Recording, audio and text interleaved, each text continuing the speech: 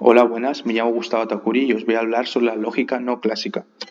La lógica no clásica es un sistema formal que es muy diferente de la lógica clásica, ya que este se basa en un conjunto de principios lógicos que la lógica no clásica lo rechaza. Y a su vez, este incluye formas de razonamiento como las desviaciones, variaciones y extensiones.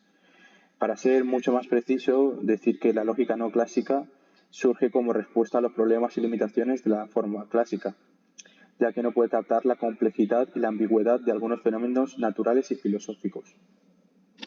Pasamos con los conceptos principales. La lógica clásica reconoce solo dos valores de verdad, verdadero y falso.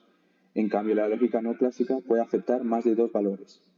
Además, como hemos dicho anteriormente, rechaza algunos de los principios de la lógica clásica, como puede ser la bivalencia, la identidad y la doble negación. Además, su semántica es la semántica de mundos posibles. Y también admiten y reconocen que nueva información puede modificar o alterar información de hechos y verdaderamente previos obtenidos.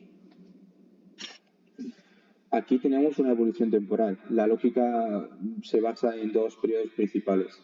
El periodo temprano, donde va desde la antigüedad hasta el siglo XIX, y es un periodo donde se desarrollan varias lógicas, como es la trivalente, la modal y la intuicionista. Luego, el periodo moderno va desde el siglo XX hasta la actualidad, donde ya se surgen las nuevas lógicas que tenemos actualmente, que son la paraconsistente, la difusa y la dialéctica. Como podemos ver a mi derecha, vemos que del recuadro negro, vemos que la de la izquierda, que entran dentro de las no clásicas, están las que hemos dicho anteriormente, las modales, las trivalentes, y en la parte derecha, que ya sería la actual, entrarían todas las demás. Bueno, aquí tenemos una clasificación de las lógicas no clásicas, que básicamente hay dos, aunque se pueden dividir en más, pero dos son como los más claves, que son la lógica extendida y la lógica desviada. En la lógica extendida hay una variedad de lógicas y se pueden diferenciar básicamente porque el conjunto de fórmulas bien formadas está generado por un subconjunto propio del conjunto bien formado, generado por la lógica clásica. Además, en la lógica desviada se utilizan las constantes lógicas habituales, pero se les da un significado diferente de lo habitual. Así, un ejemplo típico sería que en la lógica intuicionista, donde el principio del tercer excluido no se cumple. Además, hay diferentes transformaciones donde el contenido del sistema permanece sin cambios, pero sus símbolos pueden cambiar significativamente. Por ejemplo, muchas secuencias de predicados lógicos se consideran variantes razonables de la lógica de predicados. Bueno, ahora sí, citaré muchos ejemplos de la lógica no clásica, como es la lógica plurivalente, que es un sistema lógico que rechaza el principio del tercer excluido de las lógicas bivalentes y admite más valores de verdad que las tradicionales, que son verdadero y falso. Luego, admiten también distintas cantidades de valores de verdad, desde 3 hasta el infinito. Luego, seguimos con la lógica intuicionista, que también es un sistema lógico que fue desarrollado originalmente por Aaron Heinlein para promover una base formal para el proyecto intuicionista de Brouwer.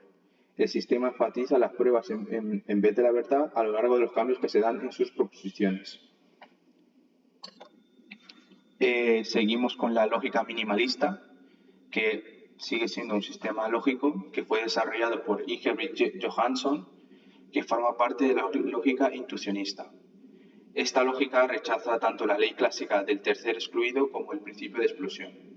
Esto básicamente se puede reformular con las operaciones y conectivas propias de la lógica clásica, pero en cambio no se pueden presentar en la negación, porque se refiere a una implicación hacia la contradicción de esa tesis. Luego seguimos con la lógica paraconsistente, que además intenta tratar con las contradicciones en forma atenuada. En ella, determinadas proposiciones son a la vez verdaderas y falsas, donde Nikolai Vasilev fue el primero en construir una lógica tolerante a la contradicción, donde la lógica evita problemas asociados a su contradicción. Bueno, seguimos con la lógica trivalente. Existe un valor indeterminado paradójico de este. El primer autor en publicar una lógica trivalente fue Lukaszewski en 1920 y poco después Post.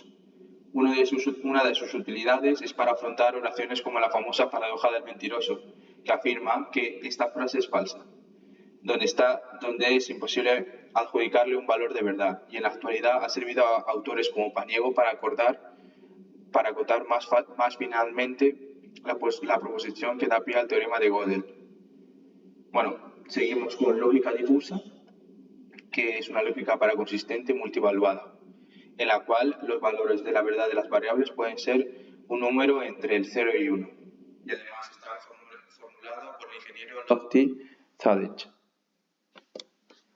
Bueno, seguimos con la lógica no monotónica, donde es un sistema lógico cuya relación de consecuencia es no monótica. Tiene una relación de consecuencia que significa que al agregar una fórmula a una teoría nunca se produce una reducción de su conjunto de consecuencias. Y básicamente, hablando simbólicamente sobre la lógica no monotónica, hay diferentes razonamientos, como por ejemplo el razonamiento por defecto.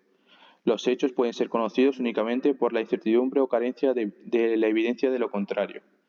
El razonamiento aductivo: los hechos solo se deducen en calidad de explicaciones probables. El razonamiento acerca del conocimiento: la ignorancia de un hecho debe ser retractada cuando el hecho sea conocido. La revisión de creencias es una limitación de la lógica monótona, que es un inconveniente de la inteligencia artificial, ya que la gran cantidad de problemas que tiene es un carácter no monótono.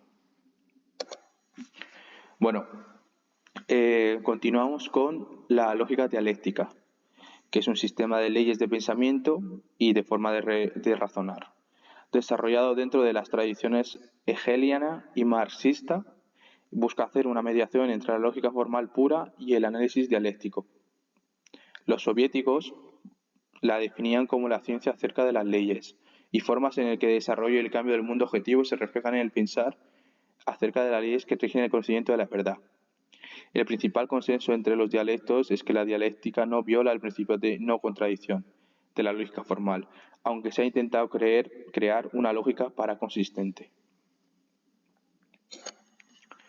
Bueno, la lógica cuántica parece que es de matemáticas, pero en física la lógica cuántica es un conjunto de reglas algebraicas que gobiernan las operaciones de vinculación de predicados y proposiciones asociadas con eventos físicos observados a escala atómica. Ejemplos de esto se refieren al momento lineal o a la posición del electrón en el espacio.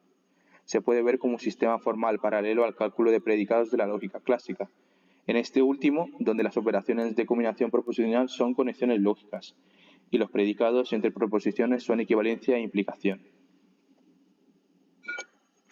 Bueno, ahora diré algunas aplicaciones de la lógica neoclásica. Como en filosofía, podemos analizar los problemas como la paradoja, la posibilidad y la necesidad. Por ejemplo, utilizamos la lógica trivalente para analizar la paradójica del mentiroso. Esta paradoja conduce a una contradicción, pero en la lógica trivalente se puede resolver diciendo que la persona es a la vez mentirosa y no mentirosa. Vale, en lógica matemática la podemos utilizar en sistemas lógicos más generales que la lógica clásica. Por ejemplo, la lógica modal se puede utilizar para estudiar la lógica de los mundos posibles. Y en informática utilizamos estos sistemas de razonamiento porque son más flexibles que los sistemas basados en la lógica clásica también. Y un ejemplo de esto es la lógica difusa. Se puede utilizar para representar el razonamiento aproximado.